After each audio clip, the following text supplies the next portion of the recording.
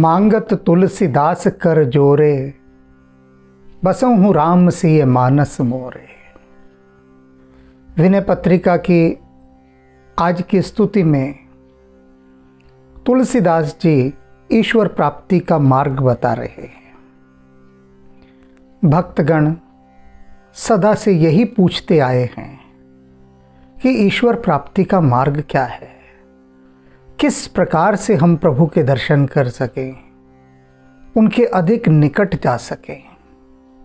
और यह प्रश्न आज का नहीं है, यह प्रश्न तब का है जब से मनुष्य को थोड़ी बहुत अपने भीतर की खबर लगी थी, थोड़ी सुगंध आई थी, सुवास उठी थी भीतर कि कोई तत्व है ऐसा जो परम तत्व है, जो परमात्मा है, और ये जीवात्मा उससे अलग हो गई है।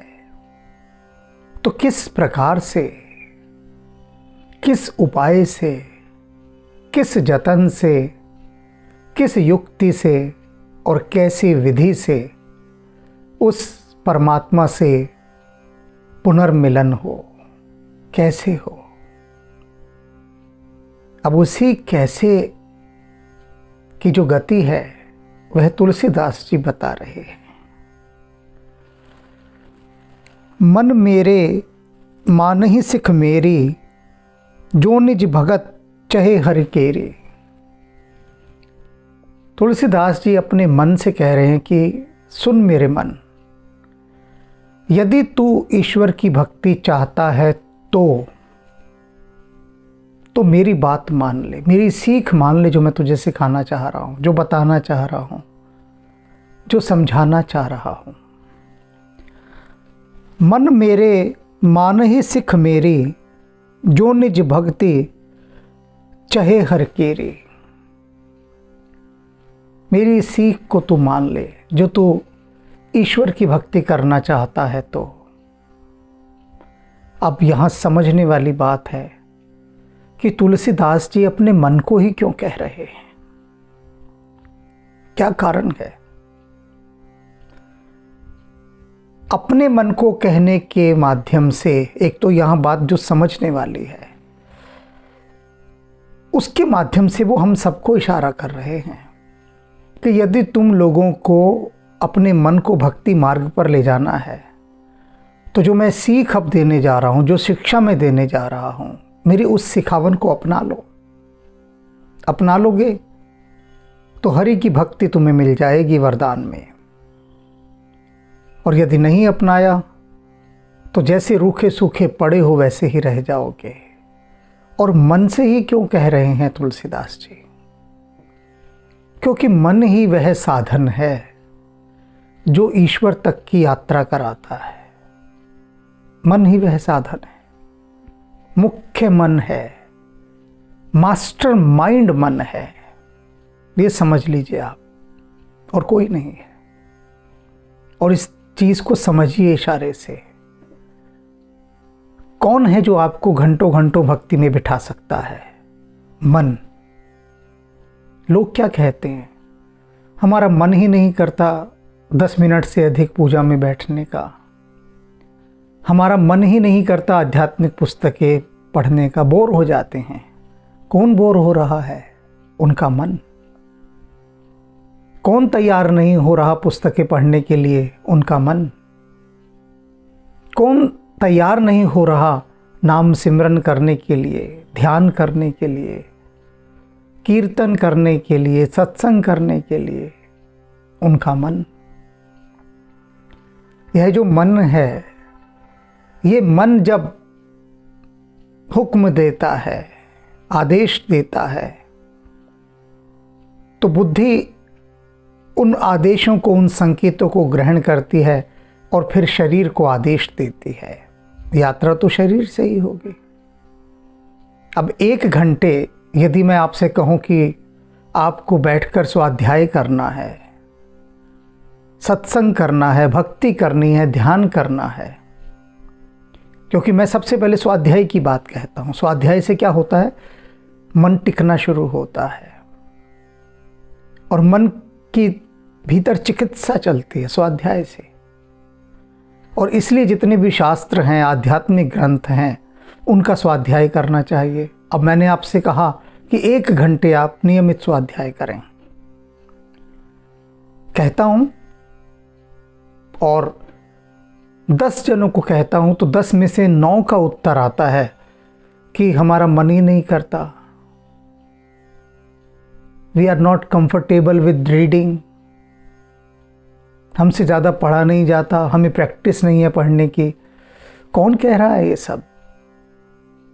मैंने जो बात कही कि 1 घंटा बैठकर स्वाध्याय करो, अध्ययन करो, पढ़ो, तो मेरी बात उसके कानों ने सुनी, कानों से जाती हुई मन तक पहुंची वो। तो मन ने कहा देखो ये बेकार की बात है, कोई पढ़ना पढ़ाना नहीं है, सब बेकार की बात है। अपना न्यूज़ चैनल्स देखो, इतने चल रहे हैं, सीरियल्स देखो, हंसी के ठहाकों वाले सीरियल आते हैं, फूहड़ बातों पर हंसनी, वह सब देखो। बाज़ार में जाओ, चाट पकौड़ी खाओ, ताश खेलो बाज़ार में, पार्कों में बैठकर। ये पढ़ने वाली बात का नहीं पढ़ना। अब मन ने मना किया तो शरीर ने उसकी बात मानी, क्योंकि शरीर कहता है कि मेरा मन नहीं कर रहा भक्ति करने में। तो शरीर किसका हुक्म मान रहा है? मन का। इसलिए इस विज्ञान को समझिए, क्योंकि सारी चिकित्सा मन की होनी है और किसी की नहीं हो रही। कहीं भी आप जाते हैं, कुछ भी आप करते हैं, क्या कहते हैं कि मेरा वहाँ जाने का मन कर रहा है, यह खाने का मन कर रहा है, उससे मिलने का मन कर रहा है, इत्यादि इत्यादि इत्यादि, कि मेरा यह मन कर रहा है। मैं इसलिए कर रहा हूँ क्योंकि मेरा मन कर रहा है। साफ साफ इशारा है, इशारा भी नहीं है, सीधी बात है कि मन के चलाए सब चल रहे हैं। और तुलसीदास जी इस बात को पकड़ गए तो वो सारा उपचार ही मुख्य रोग की जड़ पर कर रहे हैं और कहीं नहीं कर रहे। वो कह रहे हैं कि जो मास्टरमाइंड है, जो मुखिया है, उस पर काम किया जाए, क्योंकि उसका आदेश फिर कोई नहीं टालेगा। मन है राजा, अब राजा कोई बात कह दी तो कौन टालेगा उसकी बात? कोई भी नहीं टालेगा। तो इसलिए वो राजा की बीमारी ठीक कर रहे हैं। मन राजा है, उसकी चिकित्सा, उसी को समझा रहे हैं कि मन, यदि तू ईश्वर की भक्ति चाहता है तो मेरे हिसाब से चल, जो शिक्षा दे रहा हूं उससे चल। अब क्या शिक्षा दे रहे हैं? अब हम शिक्षा पर आते हैं। उर आनहि प्रभु कित हित तेरे, से वही तेजे आपन पोचे ते।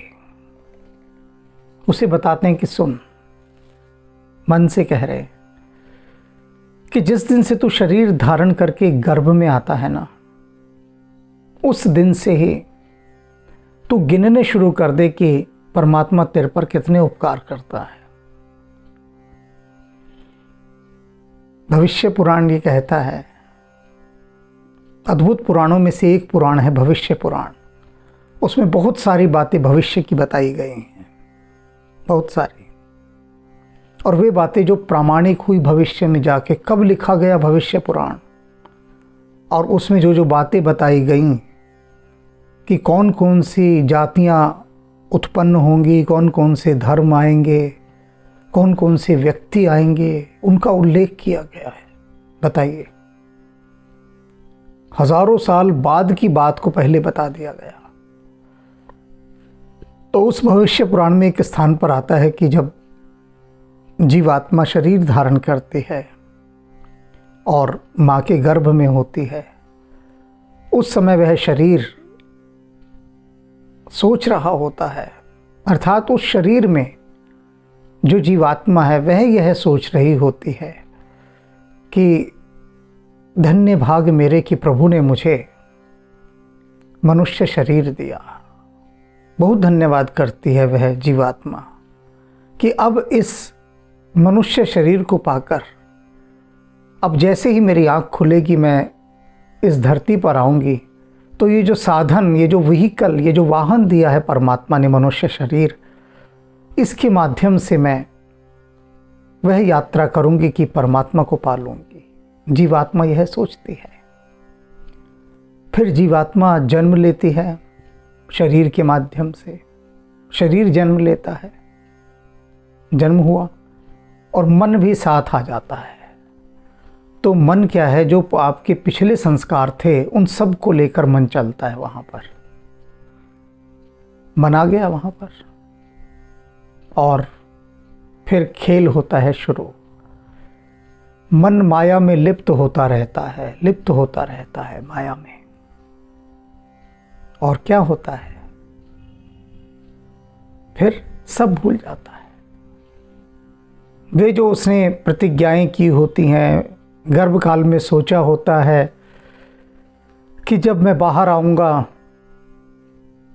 शरीर धारण करूंगा, आंखें खुलेंगी, तो मैं ऐसी भक्ति करूंगा, ऐसा उसके नाम में डूबूंगा कि जिसके लिए मुझे मानव शरीर मिला है उसे सार्थक कर दूंगा। और तुलसीदास जी क्या कह रहे हैं कि जिस दिन से तू गर्भ में आता है ना, उसी दिन से तू देख ले परमात्मा तेरे पे कितने उपकार करता है, तेरी सुरक्षा करता है। वहीं गर्भ में तुझे हर प्रकार का भोजन, पानी, औषधि सब मिल जाती है माँ के माध्यम से। वहीं से उसके उपकार आरंभ हो जाते हैं।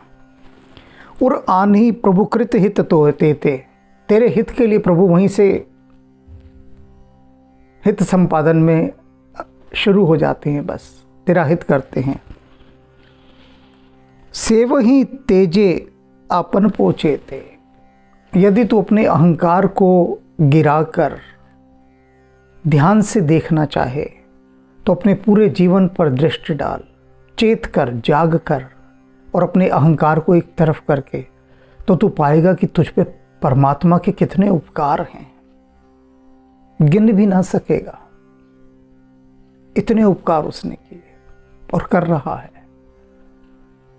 और सबसे बड़ा उपकार तो यही है ना कि उसने हमें रखा हुआ है। वह चाहे तो नहीं भी रख सकता, लेकिन उसने रखा हुआ है। सुबह उठा देता है, आंखें खोल देता है, नाश्ता कराता है, स्वादिष्ट भोजन कराता है, अच्छे कपड़े पहनाता है, घुमाता है, फिराता है। कितना ध्यान रखता है परमात्मा सुबह से रात तक। और रात क्या, 24 घंटे अहिर्निश। आप सो जाते हैं, आपको होश नहीं रहता, लेकिन फिर भी आपकी सांसें चलाता रहता है। तो कितना उपकार करता है, उपकारों की उसकी कोई कमी नहीं है। तुलसीदास जी कह रहे पहला काम तो तू ये करना शुरू कर दे। मन से कह रहे हैं कि अहंकार आएगा, उसको एक तरफ कर दे। लोग क्या कहते हैं, हमने जो भी कुछ किया अपने हाथों से कमाया, अपने बलबूते पर कमाया। कुछ व्यक्ति ऐसे हैं, एक वर्ग ऐसा है जो कहता है कोई भगवान नहीं, जो कुछ किया हमने अपनी मेहनत से किया, भगवान क्या करेगा इसमें आके। वो अहंकार, कि उस अहंकार को एक तरफ करके, एक पास से करके और बैठ जा और एक ही काम कर कि गिनना शुरू कर दे कि तुझ पर उसने उपकार कितने किए। और जब ऐसा करेगा, मन से कह रहे हैं, तो शर्म आएगी तुझे। फिर शर्म आएगी कि तू कितना बड़ा कृतज्ञ है, नमक हराम है, तुझ पर इतनी भलाई वो कर रहा है और उसके बाद भी तो धन्यवाद का एक शब्द उसके लिए नहीं कहता, कोई आभार नहीं, एहसान फरामोश। तब शर्म आएगी तुझे। तो सबसे पहली विधि क्या दे रहे हैं तुलसीदास, हम सभी के लिए है कि सुबह जैसे ही आंख खुलती है, खुलते ही परमात्मा का धन्यवाद शुरू हो जाना चाहिए, अहोभाव उसके प्रति। और हर चीज पर, आपने चाय पी तो धन्यवाद, तेरी बड़ी कृपा तूने चाय पिला दी। उसके साथ नाश्ता इत्यादि भी तो मिलेगा, धन्यवाद। कपड़े मिलेंगे, नहाना हो गया कि तेरी बड़ी कृपा तूने जल दिया, जल ही ना होता तो हम नहाते कहां से। कहां तक गिनाएंगे, कहां तक। तो पूरा दिन अगर ये बोध जगा रहे, चेते, ये शब्द तुलसीदास जी कह रहे हैं कि चेत जाओ, अवेयरनेस, सावधानी, सजगता, पूरा दिन, हर पल धन्यवाद, हर पल।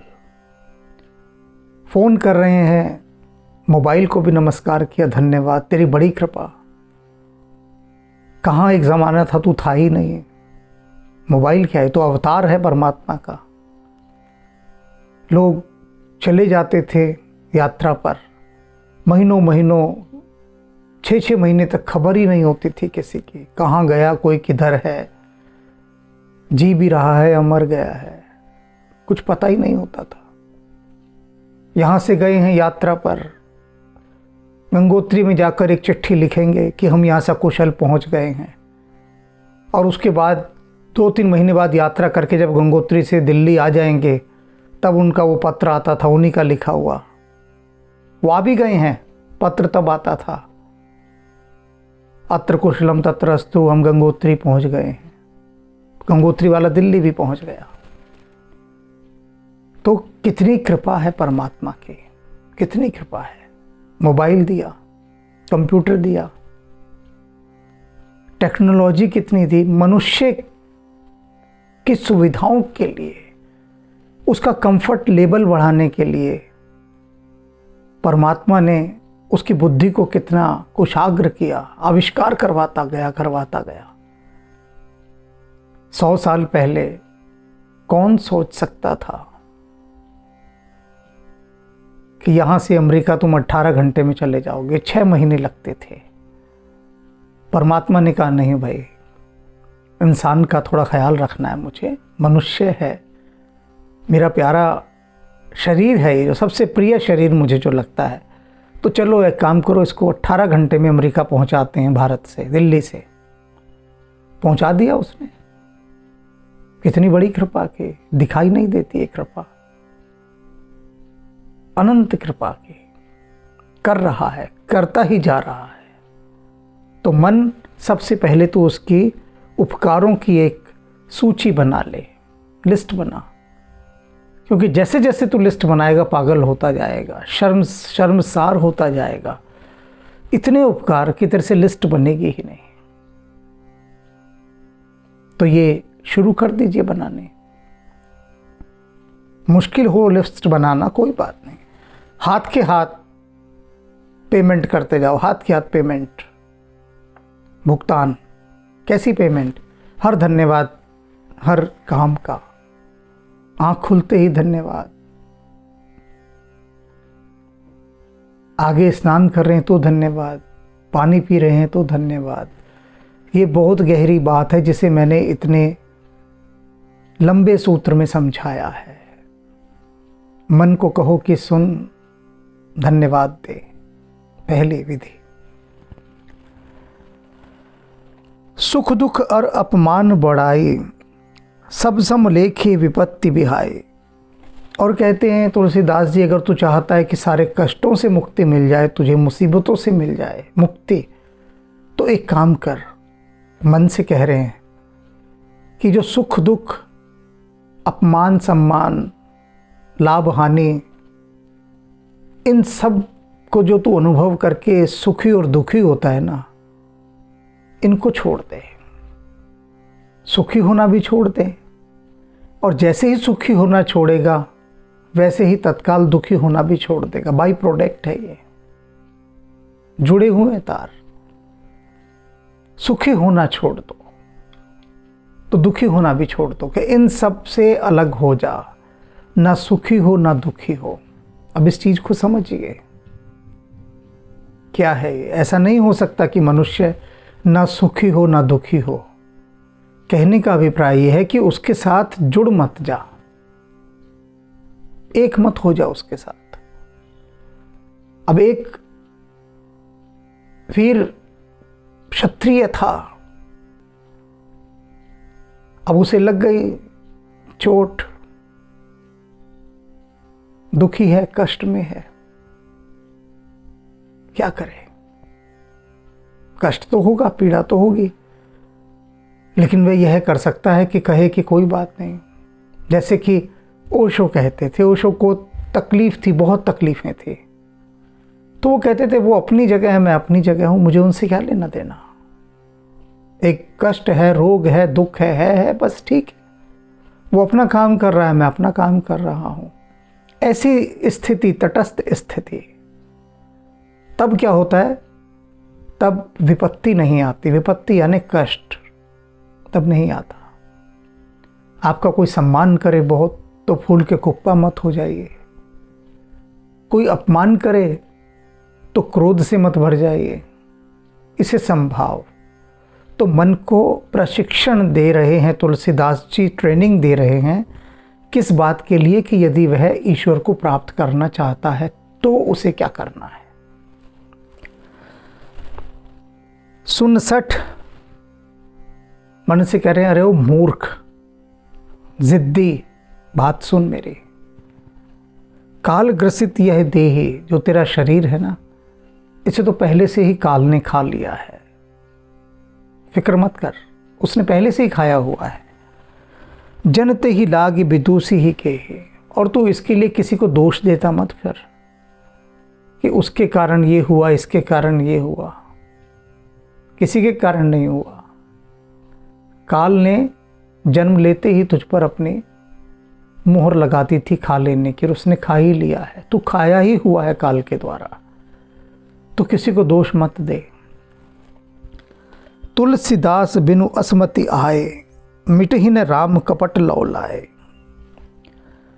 तुलसीदास जी कहते हैं, जब तक तेरे पास ऐसी बुद्धि नहीं आएगी ना, और जब तक ये कपट का खेल तेरा नहीं जाएगा, छल कपट का, क्योंकि मन छल कपट के खेल में निष्णात है, प्रवीण है, उसी में लगा रहता है, छल कपट के खेल में।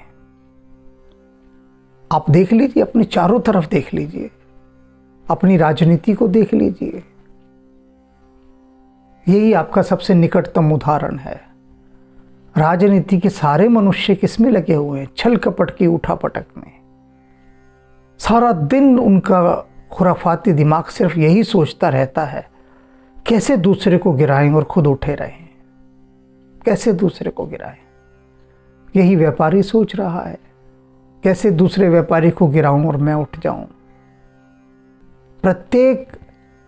प्रत्येक व्यवसायी, प्रत्येक मनुष्य यही सोच रहा है कि कैसे मैं उठा रहूं दूसरे को गिराकर, और दूसरे को गिराने में छल कपट की विद्या का वह इस्तेमाल करता है। तो तुलसीदास जी कह रहे हैं कि जब छल कपट तुम्हारे भीतर रहेगा, मिलहि न राम कपट लौ लाए, कि कपट की लौ लगाकर चलोगे ना, तो राम से लौ नहीं लग सकता। इस कपट समाधि में तुम्हें राम नहीं मिलेंगे, राम नहीं मिलेंगे। तो है मेरे मन, यदि तू चाहता है, यदि चाहता है कि हरि भक्ति तुझसे हो जाए और तू करना चाहता है, तो मेरी इन सीखों को मान ले। तो ये जो शिक्षाएं तुलसीदास जी ने अपने मन को दी, ये साधारण नहीं है। वे सभी लोग जो बार बार यही पूछते हैं कि हमें कैसे ईश्वर के दर्शन हो, तो उससे पहले ये जो प्रशिक्षण, जो विद्या तुलसीदास जी दे रहे हैं, जो ट्रेनिंग दी है मन के लिए, मन को साधना होगा, उपाय बता दिया है। और अब अभी से अपने मन को धन्यवाद के गियर में डाल दीजिए, उसी मोड में कि भैया रे, हर कदम पे धन्यवाद देता चल, हर कदम पे, तभी तेरी बात बनाएगी। क्योंकि जितना धन्यवाद दोगे उतना अहंकार मरेगा। सीधा सा सूत्र है। अहंकार धन्यवाद थोड़ी ना देना जानता है। धन्यवाद का तो अर्थ ही आप झुक रहे हैं, विनम्र हो रहे हैं। तो ये सूत्र आपको दे दिया गया है, यात्रा अब स्वयं करनी है।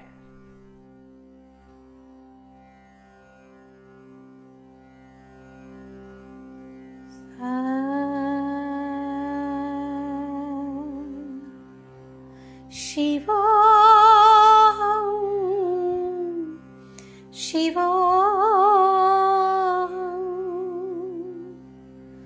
शिवा